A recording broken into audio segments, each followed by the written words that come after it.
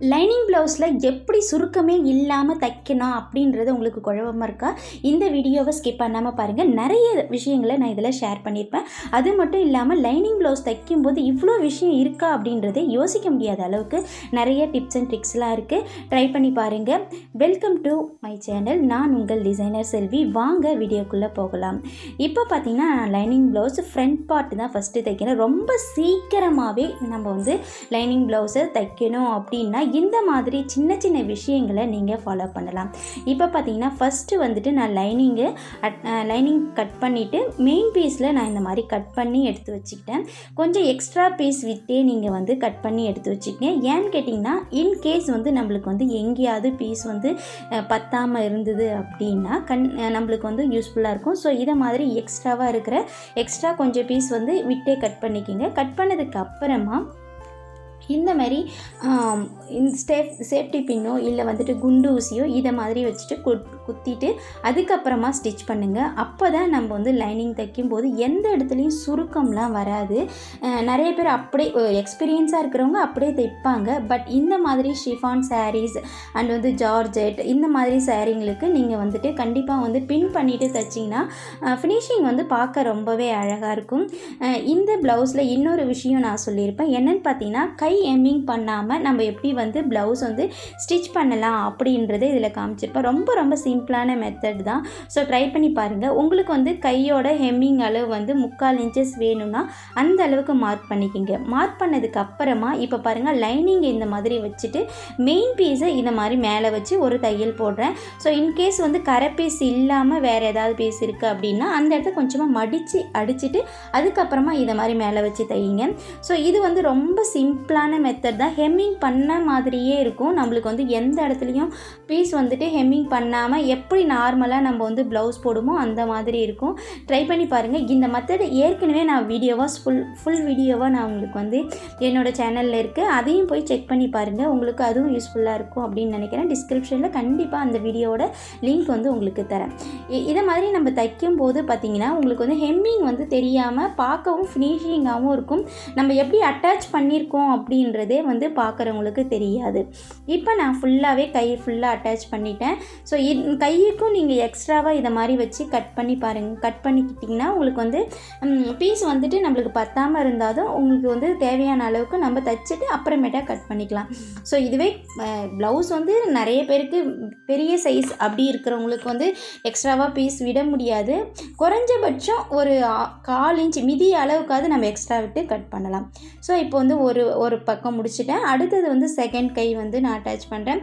எப்பயுமே நான் லைனிங் பீஸாக இருக்கட்டும் இல்லை நார்மலாக தைக்கிற ப்ளவுஸாக இருக்கட்டும் நான் எப்பயுமே உள்வெட்டு அதாவது ஆம்கோல் கிட்ட ஒரு ஆழம் எடுப்போம் இல்லையா, அது நான் எடுக்க மாட்டேன். ஏன் அப்படின்னு கேட்டிங்கன்னா தைச்சி முடிச்சதுக்கு இந்த மாதிரி லைனிங் பீஸ் தைக்கும்போது மாற்றி தைச்சிருவாங்க. இது நிறைய பேருக்கே வரும். ஸோ அந்த மாதிரி வந்தவங்களுக்கு எனக்கு கமெண்ட் பண்ணுங்கள். கண்டிப்பாக உங்களுக்கும் இந்த மாதிரி நானும் இதை மாதிரி மாற்றி தைச்சிருக்கேன். உள்வெட்டு எடுத்ததுக்கு அப்புறமா பிரித்து தைச்சிருக்கேன். நானும் கற்றுக்கும் போது நிறைய தடவை அந்த மிஸ்டேக் பண்ணியிருக்கேன். ஸோ அந்த மாதிரி மிஸ்டேக் வராமல் நம்ம ஈஸியாகவும் சுலபமாகவும் ஒரு 45 மினிட்ஸில் லைனிங் ப்ளவுஸை ஃபினிஷிங்காக முடிக்கிறது எப்படின்றது இந்த மாதிரி சின்ன சின்ன விஷயங்களை நோட் பண்ணி நம்ம தைச்சாலே போதும். நம்மளுக்கு ரொம்ப சுலபமாக லைனிங் ப்ளவுஸ் நம்ம ஸ்டிச் பண்ணிட முடியும். டைமும் நம்மளுக்கு சேவ் ஆகும். அடுத்த ப்ளவுஸ் தைக்கிறதுக்கு நம்மளுக்கு ஈஸியாகவும் இருக்கும்.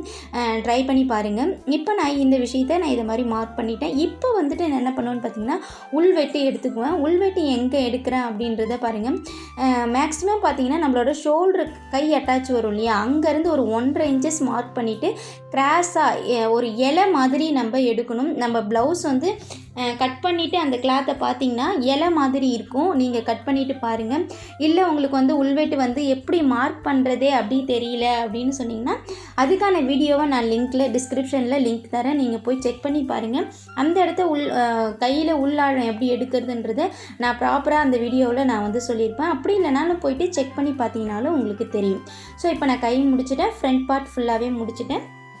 அடுத்தது என்ன தைக்கிறேன் அப்படின்னு பார்த்தீங்கன்னா, இப்போ வந்து பட்டி பீஸ் எப்பயுமே இதை மாதிரி இது ஏன் நான் வந்து ஒன்றா தைக்காமல் ஒரு பீஸையும் அட்டாச் பண்ணி அப்படி வைக்கிறேன் அப்படின்னா, நீங்கள் அடுத்தது இது வந்து எல்லாமே ஜாயின் பண்ணுறதுக்கு, அதாவது வந்து லைனிங்கோட மெயின் பீஸ் வச்சு அட்டாச் பண்ணுறதுக்கு நம்மளுக்கு குறைஞ்சபட்சம் 10 மினிட்ஸ் வரைக்கும் தான் டைம் எடுத்துக்கணும். அதுக்கு மேலே நம்ம டைம் எடுத்துக்கக்கூடாது. ஏன்னு கேட்டிங்க அப்படின்னு பார்த்தீங்கன்னா, நம்ம வந்து கொஞ்சம் வேகமாக தைக்கணும் ப்ளவுஸை. அப்போ நம்ம ஃபஸ்ட்டு பழகும் போதே நீங்கள் இந்த மாதிரி வந்து வேகமாக தைக்க பழகிட்டிங்கன்னா, ஒரு நாளைக்கு நம்ம மினிமம் பார்த்தீங்கன்னா 4லேருந்து 5 ப்ளவுஸ் வரைக்கும் நம்மளால் எல்லா வேலைகளையும் முடிச்சுட்டு வீட்டில் இருந்தே இந்த மாதிரி ப்ளவுஸ்களை தைக்கலாம். ஸோ இதை மாதிரி ட்ரை பண்ணி பாருங்கள். ஸோ இந்த மாதிரி முடிச்சதுக்கப்புறமா 2 பக்கமும் நான் வந்துட்டு ஒரு மார்க் பண்ணியிருக்கேன் பாருங்கள். இந்த மார்க்கிங் எதுக்காக அப்படின்னு பார்த்தீங்கன்னா, ஹூக் கிட்ட வரும் இல்லையா, அந்த லைன் கிட்ட வர இடத்து தான் அந்த மார்க்கிங் வரும். எப்பயுமே பட்டி பீஸ் நிறைய பேர் என்ன பண்ணுவாங்கன்னா, ஹிப் கிட்ட வர்றதையும் சம்டைம்ஸ் வந்து என்ன பண்ணுவாங்க, மாற்றி தைச்சிடுவாங்க. ஸோ அதை மாதிரி பண்ணாதீங்க. இந்த மாதிரி மார்க் பண்ணி வச்சுக்கிட்டோம் அப்படின்னா நம்மளுக்கு தைக்கும்போது ஈஸியாக இருக்கும். ஸோ இது ரெண்டுமே நான் வந்து ரெடி பண்ணி வச்சுட்டேன். ஃப்ரண்ட்டு அண்டு பேக் ரெண்டுமே, அதாவது வந்து பார்த்திங்கன்னா உங்களுக்கு வந்து ஹிப் கிட்ட வர்றதும் அடுத்தது வந்துட்டு ஹூக் கிட்ட வர்றதையும் நான் மார்க் பண்ணிட்டேன். அடுத்தது பார்த்திங்கன்னா பேக் பீஸ் தைக்கிறேன். எப்பயுமே வந்து ஒரு ப்ளவுஸோட அழகே வந்து பார்த்திங்கன்னா பேக் பீஸ் தான். ஸோ ஃப்ரண்ட்டில் வந்து நம்ம போடும்போது இருக்கிறவங்களுக்கு தான் நம்மளுக்கு ஃப்ரண்ட்டில் எந்த இடத்த வந்து கப் சைஸ் கரெக்டாக வருது இல்லை அப்படின்ட்டு பார்க்கணும். பட் வந்து பேக் சைடு வந்து ப்ளவுஸ் வந்து போட்டால் நம்ம போட்டது ப்ளவுஸ் வந்து அழகாக இருக்கா இல்லையா அப்படின்றது சொல்கிறதே வந்துட்டு பார்த்திங்கன்னா பேக் சைடு தான்.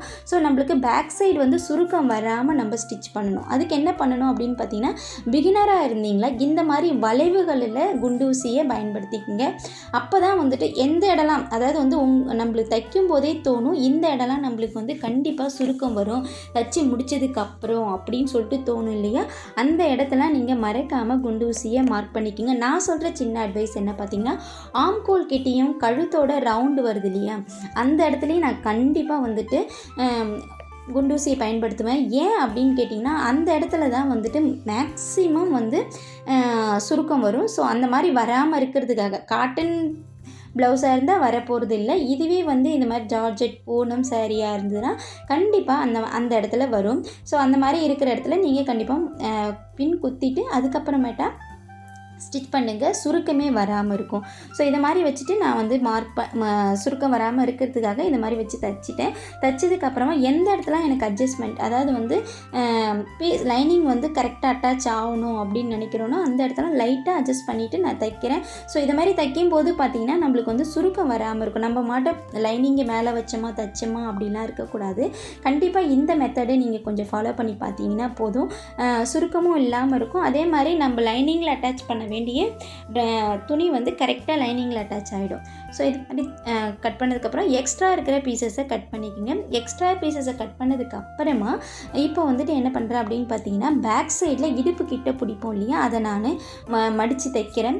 நிறைய பேர் சொன்னாங்க இல்லை ஃபஸ்ட்டே வந்துட்டு பேக் சைடு வந்து தைக்க வேண்டிய அவசியம் இருக்காது, ஃப்ரண்ட்டு முடிச்சுட்டு தான் பேக் தைக்கணும் அப்படின்ட்டு. கண்டிப்பாக இல்லை. நீங்கள் நிச்சயமாக பார்த்தீங்கன்னா உங்களுக்கு வந்து பேக் சைடோட உயரத்தை கணக்கு பண்ணி தான் ஃப்ரண்ட் சைடில் கப் ஷேப் வைக்கிறதா இருந்தாலும் இல்லை வந்து ஃப்ரண்ட் வந்து நம்மளுக்கு பட்டியோட அளவுகளை மடித்து தைக்கிறதுக்கும் நம்மளுக்கு வந்து பேக் சைடு கண்டிப்பாக வந்து கரெக்டாக தைச்சிடணும். இவங்களோட உயரம் பார்த்திங்கன்னா, பேக் சைடோட உயரம் பார்த்திங்கன்னா பின்கழுத்தோட உயரமும் இடுப்பு வரைக்கும் இருக்கு இல்லையா, அந்த உயரமும் பார்த்திங்கன்னா இவங்களுக்கு 14 இன்ச்சஸ். கழுத்தோட உயரம் பார்த்திங்கன்னா, அதாவது வந்து அகலம் வரும் இல்லையா, அந்த உயரம் பார்த்திங்கன்னா 10 இன்ச்சஸ். ஸோ வந்துட்டு இவங்களோட உயரம் 14 இன்ச்சஸ் வர்றதுனால நான் அந்த அளவுக்கு மார்க் பண்ணிவிட்டு கொஞ்சம் ஒரு 1/4 இன்ச்சஸ் அளவுக்கு வந்துட்டு ஷோல்டர் அட்டாச் பண்ணுறதுக்கும் விட்டுட்டு நான் மடித்து தைச்சிருக்கேன். ஸோ நான் உங்களுக்கு அளந்து காமிக்கிறேன் பாருங்கள், கரெக்டாக அந்த அளவுகள் வந்திருக்கும். ஸோ இதை மாதிரி மார்க் பண்ணிவிட்டு தைக்கும்போது நம்மளுக்கு வந்து கரெக்டாக வரும். நீங்கள் வந்துட்டு ஃபஸ்ட்டே வந்து பேக் பீஸ் தைக்காமல் இருக்காதீங்க, ஃபஸ்ட்டே பேக் பீஸ் தைச்சிடுங்க. அடுத்தது என்னென்னு பார்த்தீங்கன்னா, இவங்களோட ஆம்கோலோட உயரம் நம்ம கட் பண்ணும்போது எக்ஸ்ட்ரா பீஸ் வச்சு கட் பண்ணுவோம் இல்லையா, இப்போ ஒரு தடவை நீங்கள் அளந்துக்குங்க. நம்மளுக்கு வந்து ஆம்கோலோட உயரம் எந்த அளவுக்கு இருக்கணும், 8.5 இன்ச்சஸ் வரைக்கும் இருக்கணும். ஸோ நான் அந்த 8.5 இன்ச்சஸ் மார்க் பண்ணிவிட்டு இந்த சாக் பீஸஸ் மார்க் பண்ணிவிட்டு இப்படி வந்து ஒரு தையல் போட்டுக்கிறேன். ஏன்னு கேட்டிங்கன்னா, அப்போ தான் நம்மளுக்கு அவங்க ப்ளவுஸ் அளவு ப்ளவுஸில் இருக்கிற ஆம்கோல் உயரமும் அதாவது வந்து நம்மளுக்கு எந்த ஒரு சுருக்கமும் இல்லாமல் இருக்கும் அப்படின்னா இந்த மாதிரி மார்க் பண்ணிக்கிங்க. ஆம்கோல் உயரம் தான் நம்மளுக்கு கரெக்டாக இருக்கணும். ப்ளவுஸை நிறைய பேர் வந்து கட் பண்ணும்போதே வந்துட்டு இந்த அளவுகளை மார்க் பண்ணியிருப்போம். நானும் தான் மார்க் பண்ணியிருப்பேன். பட் நான் தைக்கும்போது ஒரு தடவை இந்த விஷயத்தெல்லாம் நான் ஃபாலோ பண்ணுவேன். நான் கரெக்டாக வந்துட்டு ப்ளவுஸோட உயரம் வச்சுருக்கேனா, அடுத்தது வந்து ஆம்கோலோட உயரம் வச்சுருக்கேனா அப்படின்றத ஒரு தடவை செக் பண்ணுவேன். செக் பண்ணதுக்கு அப்புறமேட்டா தான் இந்த மாதிரி சென்டர் டாட் பிடிப்பேன். இந்த டாட் எதுக்காக அப்படின்னு பார்த்தீங்கன்னா, உங்களுக்கு முதுகு வந்து தூக்காமல் இருக்கும்.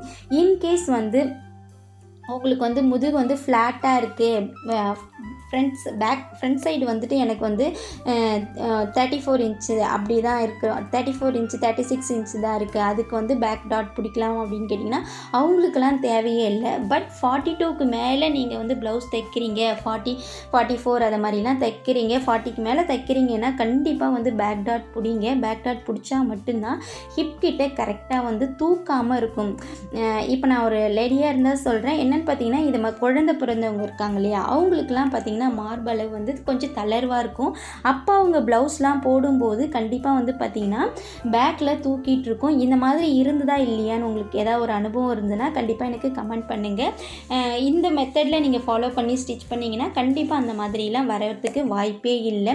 கொஞ்சம் லூஸாக, அதாவது வந்து ஹிப் கிட்ட ப்ளவுஸை கொஞ்சம் லூஸாக போடுறவங்களா இருந்ததுனாலும் பேக்கில் தூக்கிறதுக்கு வாய்ப்பு இருக்குது. ஸோ அந்த மாதிரி இருக்கிறவங்களுக்கும் வந்து இந்த மாதிரி நீங்கள் லூஸாக போடாமல் இந்த மாதிரி டைட்டாக கொஞ்சம் ஓரளவுக்கு டைட்டாக போட்டிங்கன்னா கண்டிப்பாக வந்துட்டு பேக்கில் தூக்காது. இந்த ஒரு சின்ன சின்ன விஷயங்களையும் நீங்கள் ஃபாலோ பண்ணலாம். அதேமாதிரி தைக்க வர கஸ்டமர்கிட்டையும் இந்த சின்ன சின்ன விஷயங்களை ஏன் பேக்கில் வந்து தூக்குது அப்படின்னு சொல்லிவிட்டு உங்களுக்கு இடுப்பு கிட்ட கொஞ்சமாக டைட் வச்சிங்க அப்படின்னா உங்களுக்கு கண்டிப்பாக வந்து தூக்காது. அதே மாதிரி வந்துட்டு சென்டர் டாட் பிடிக்கும்போது எந்த மெஷர்மெண்ட், அதாவது வந்து 44க்கு மேலே இருக்கிறவங்க 42க்கு மேலே இருக்கிறவங்களுக்கு தான் டாட் பிடிச்சா உங்களுக்கு வந்து பார்க்கவே ரொம்ப அழகாக இருக்கும். சென்டர் டாட் தேவையில்லை தான், அதாவது வந்து முதுகில் வர டாட் தேவையில்லை தான். பட் இந்த மாதிரி இருக்கிறவங்களுக்கு கண்டிப்பாக நீங்கள் அந்த மாதிரி பிடிச்சி பாருங்கள். அது ஃபுல்லாகவே இன்னொரு விஷயமும் நான் இதில் உங்களுக்கு வந்து ஆட் பண்ணுறேன். ஃபஸ்ட்டே வந்துட்டு ஆம்கோல் கிட்ட உள்ள ஆழம் வந்து எடுக்காமல் இந்த மாதிரி ஸ்டிச் பண்ணதுக்கு அப்புறமா நம்ம ஆம்கோல் கிட்ட டாட் பிடிப்போம் இல்லையா, டாட் பிடிக்கிறதுக்கு 1 இன்ச்சுக்கு மேலே கொஞ்சமாக வளைவு வரைஞ்சி எடுத்து பாருங்கள்.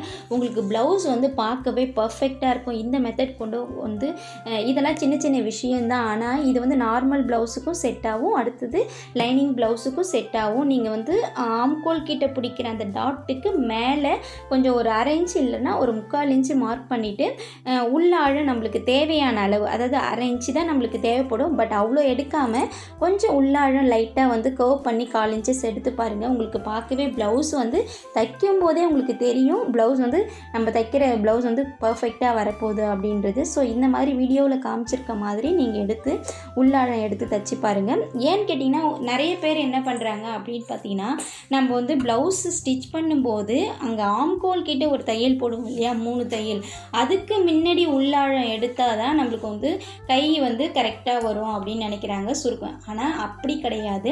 இது எதுக்காக உள்ளாழம் எடுக்கிறோம் அப்படின்னு பார்த்தீங்கன்னா, இந்த விஷயத்தை தெரிஞ்சுக்கிட்டிங்கனாலே போதும். நம்மளுக்கு வந்து கை போடும்போது இந்த ஷோல்டர் கிட்டேருந்து மேலே ஒரு லூஸ் வரும் இல்லையா, அந்த லூஸ் வராமல் இருக்கிறதுக்காகவும், கை போடும்போது ஈஸியாக வந்து நம்மளுக்கு கை தூக்கவோ இறக்கவோ வந்து லூஸாக இருக்கணும், லைட்டாக கொஞ்சம் லூஸாக இருந்தால் தான் நம்மளால் கரெக்டாக ஃப்ரீயாக வந்து எந்த வேலையாக இருந்தாலும் செய்ய முடியும். அதனால தான் வந்து பார்த்திங்கன்னா உங்களுக்கு நம்மளோட ஷோல்டர்லேருந்து ஒரு 2 இன்ச்சஸ் இறக்கி அதிலேருந்து ஒரு 3/4 இன்ச்சஸ் இறக்கிட்டு நீங்கள் உள்ளாழம் எடுத்து பாருங்கள். அந்த இடம் வந்து உங்களுக்கு கரெக்டாக வந்து சுருக்கம் வராமல் கரெக்டாக லூஸ் கொடுத்து வரும். அதாவது வந்து உங்களுக்கு ஈஸியாக புரியணும் அப்படின்னா, ஆம்கோல் கிட்ட ஒரு டாட் பிடிப்போம் இல்லையா, அந்த டாட்டுக்கு மேலே தைச்சதுக்கு அப்புறமா எடுங்க. இந்த மெத்தடை ஒரு தடவை ஃபாலோ பண்ணிவிட்டு இது சரியாக வந்ததா இல்லையா அப்படின்றது எனக்கு கமெண்ட் பண்ணுங்கள். ஸோ அடுத்தது பட்டி பீஸ் வந்துட்டு நீங்கள் இந்த மெத்தடில் வந்து கொஞ்சம் தைச்சி பார்த்தீங்கன்னா உங்களுக்கு இது இன்னும் வந்து கேட்டிங்கன்னா டைலர்லாம், அதாவது வந்து ஜென்ட்ஸ் டைலர் அப்படிலாம் தைக்கிறாங்க இல்லையா, அவங்களோட ஃபினிஷிங் பார்த்தீங்கன்னா இந்த மெத்தடில் தான் இருக்கும். ஸோ நம்மளாம் எந்த மாதிரி வந்து தைப்போம் அப்படின்னு பார்த்தீங்கன்னா, ஓவர்லாக் அடிக்காமல் உள்ள பிசுறு தெரியாமல் இருக்கிறதுக்காக மேலே ஒரு பீஸும் கீழே ஒரு பீஸும் வச்சு தைப்போம். ஸோ அந்த மெத்தடும் ஈஸியான மெத்தட் தான். பட் இது வந்து பார்த்திங்கன்னா உங்களுக்கு வந்து ஃபினிஷிங்காக ஒரு பர்ஃபெக்டான ப்ரொஃபஷ்னலாக டைலர் வந்து எப்படி தைப்பாங்க அந்த மெத்தடில் தான் நான் இப்போ வந்து உங்களுக்கு சொல்லிட்டு வரேன். ஸோ இந்த மெத்தடில் நீங்கள் ஸ்டிச் பண்ணி பாருங்கள், பார்க்கவே ரொம்ப அழகாக இருக்கும். அது மட்டும் இல்லாமல் உங்களுக்கு இந்த மாதிரி அளவுகளை அளந்துட்டு தைங்க. ஒரு தடவை வந்துட்டு நம்ம தைக்க தைக்கிறதுக்கு முன்னாடி நம்மளோட ஷோல்டர்லாம் அட்டாச் பண்ணுறதுக்கு முன்னாடியே நீங்கள் என்ன பண்ணுறீங்க அப்படின்னு பார்த்தீங்கன்னா, நம்ம ப்ளவுஸ் மேலே ஃப்ரண்ட் பார்ட்டை வச்சுட்டு அடுத்து பட்டி பீஸ் வச்சுட்டு எந்த இடத்துல நம்ம வந்து மார்க் பண்ணனா நம்மளுக்கு வந்து சைடு ஜாயின் பண்ணும்போது ஏற்ற இறக்கம் வராமல் இருக்கும் அப்படின்றதுக்கு ஒரு தடையை நீங்கள் ட்ரை பண்ணிங்க. இது வரைக்கும் வீடியோவை ஸ்கிப் பண்ணாமல் பார்த்த அனைத்து தோழிகளுக்கும் நன்றி, வணக்கம். அடுத்தது என்னன்னு பார்த்தீங்கன்னா, இதோட கண்டினியூட்டி வீடியோ அடுத்த வீடியோவாக வரும். நீங்கள் மறக்காமல் அதையும் பாருங்கள், உங்களுக்கு ஈஸியாக புரியும். இது வரைக்கும் நீங்கள் வந்துட்டு பார்த்ததில் ஏதாவது வந்து இதில் ஏதாவது மிஸ்டேக் இருக்குது, இல்லை வந்துட்டு இதை விட ஈஸியான முறையில் தைக்கிறதுக்கு ஏதாவது ஒரு வழி இருந்தாலும் என்னோடய சேனலுக்கு கமெண்ட் பண்ணுங்கள். கமெண்ட் பண்ணிங்கன்னா நான் அந்த மாதிரி ஒரு தடவை நானும் வந்துட்டு வீடியோ வந்து மேக் பண்ணி போடுறதுக்கு ட்ரை பண்ணுறேன். ஸோ இப்போ நான் ஃபுல்லாகவே பட்டி அட்டாச் பண்ணிவிட்டு இந்த மாதிரி மேலே ஒரு படிமான தையலும் போட்டுட்டேன். படிமான தையல் போட்டதுக்கு அப்புறமா பார்த்தீங்கன்னா இந்த மாதிரி தைச்சதுக்கப்புறமா பார்த்தீங்கன்னா ப்ளவுஸ் மேலே வச்சு நான் பார்க்கும்போது எனக்கு பர்ஃபெக்டாக அளவு வந்தது. ஸோ இந்த மெத்தட் கூட உங்களுக்கு ஈஸியாக இருக்கும்னு நினைக்கிறேன். பாருங்கள், ப்ளவுஸ் பார்க்கும்போதே இப்போவே வந்து நம்மளுக்கு கரெக்டாக ஃபினிஷிங்காக இருக்குது. இதை நம்மளுக்கு நேர் பண்ணி தைச்சிட்டு இதை நேர் பண்ணுறதுக்காக, அதாவது ஹூக் பட்டியும் வி பட்டியும் தைக்கிறதுக்கு முன்னாடி ஒரு தடவை செக் பண்ணிவிட்டு மறுபடியும் அட்டாச் பண்ணுங்கள். மேலும் ஒரு நல்ல வீடியோ சந்திப்போம். நன்றி.